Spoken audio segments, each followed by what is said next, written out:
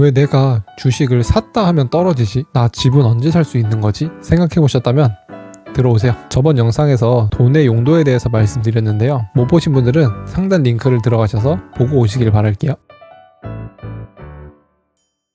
돈 분배하고 지출 줄여서 언제 부자가 될 수 있죠? 1년에 1억 모아도 요즘 집값으론 10년 넘게 걸리는데 도대체 어떻게 해야 되는 거죠? 맞아요. 아끼고 모으기만 해서는 절대 풍족하게 살 수 없죠. 저번에 돈의 용도를 정하고 지출을 관리하는 방법에 대해서 말씀드렸는데요. 그럼 이제 돈이 일하게 하는 방법, 즉 투자에 대해서 말씀드리려고 해요. 여러분들은 투자라는 이름을 가지고 이걸 하지 않길 바랄게요.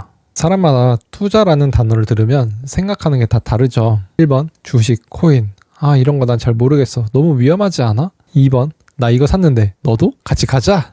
3번 나는 이 회사 알아보니 너무 좋더라고. 그래서 나는 여기 주식 샀어. 등 다양하죠. 여러분은 어떤 유형에 속하시나요? 댓글로 한번 공유해주세요. 저는 투자를 이렇게 생각해요. 첫 번째, 현재의 가치보다 싸게 산다. 두 번째, 미래에 오를 것이라고 생각하는 자산을 산다. 시간이 지날수록 가치가 증가할 것으로 보이는 것을 사는 거죠. 삼성전자의 주식을 산다고 예를 들어볼게요. 우리나라의 1등 기업이고 매출도 좋고 이익도 좋고 내가 핸드폰 써보니 너무 마음에 들어. 주식이 당연히 오르겠지? 라는 생각으로 사죠. 하지만 여기에 문제가 하나 있죠. 혹시 떨어진다면? 여러분이 여유 자금으로 산다면 기다리면 되니 괜찮을 거예요. 하지만 아무런 생각 없이 옆에 친구가 사니까, 사라고 하니까 내 전 재산을 넣었다거나 빚을 냈다거나 이러면 큰일 나겠죠. 투자는 돈을 벌기 위한 수단이지 요것이 아니라는 것을 명심하셔야 돼요. 주식, 부동산, 비트코인, 토지, 금, 어떠한 자산이든 오를 것을 기대하고 사지만 떨어질 것도 대비를 해두셔야 돼요. 아파트로 예를 들어볼게요. 평균 시세가 10억이고 같은 시기에 저는 9억,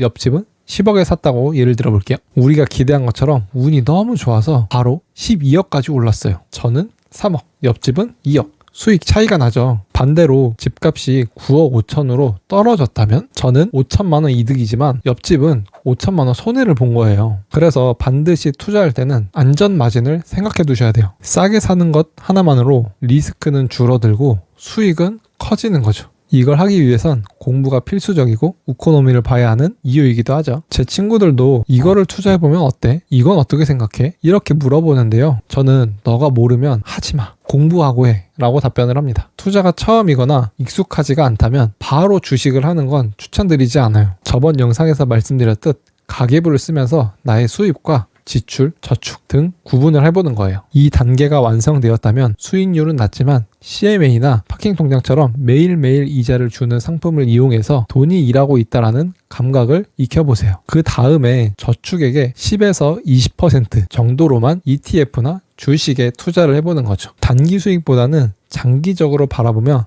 자산이 증가하는 것을 목표로 투자를 하셔야 돼요. 예를 들면 S&P 500 ETF와 같은 것이 있죠. 이 부분에 대해서는 다음 편에 자세하게 다룰게요. 장기적으로 보라고 말씀을 드렸는데요. 왜 꼭 장기적으로 봐야 될까요? 이건 인플레이션 때문이에요. 돈의 가치가 떨어지면 자산의 가격은 올라가기 때문인 거죠. 자산의 가치가 그대로여도 인플레이션으로 인해 화폐 가치가 하락했기 때문에 그 손해를 방어할 수 있게 되는 거죠. 10년 전엔 1억이면 아파트 전세도 들어갈 수 있었는데요. 지금은 원룸도 들어가기 힘들죠. 투자는 인플레이션을 방어하는 최소한의 전략인데요. 투자 자체가 위험한 게 아니라 위험한 투자를 하거나 투자를 안 하는 게 위험한 거죠. 그래서 처음부터 내가 가진 모든 돈을 넣게 되면 99%의 확률로 잃게 돼요. 왜냐면 모르기 때문에 주가의 변동에 나의 감정이 흔들리다 보니까 이거 팔아야 되나? 어떡하지? 하다가 손해를 보고 팔게 되는 거죠. 저번에도 주식의 가격이나 부동산의 가격은 감정에 의해서 움직인다고 말씀드린 적 있었죠. 그렇기 때문에 작게 시작해서 내 일상생활에 무리가 가지 않고 잃어도 괜찮은 정도로 연습을 해보는 거예요. 워런 버핏의 유명한 명언 아시죠? 첫째, 돈을 잃지 마라. 둘째,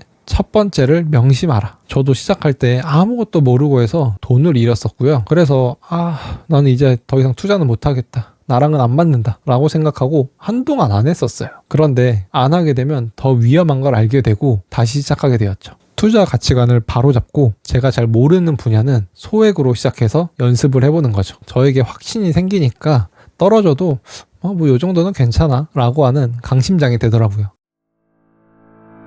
정리해보자면 투자는 싸게 사고 오를 것 같은 자산을 보유하는 것. 두 번째, 잃지 않기 위해서는 안전 마진을 확보할 것. 세 번째, 초반에는 소액으로 저축액의 10에서 20% 정도로 점점점 늘려갈 것. 네 번째, 예적금 CMA 혹은 파킹 통장, 그 다음 ETF 주식으로 확장할 것. 내 돈의 용도, 투자할 금액, 즉 나의 목적지가 정해졌다면 어떻게 가야 하는지 알아야겠죠. 앞으로 이 방향에 대해서 말씀드릴 예정이니 구독 잊지 마시고 다음 영상에서 또 만나요. 안녕.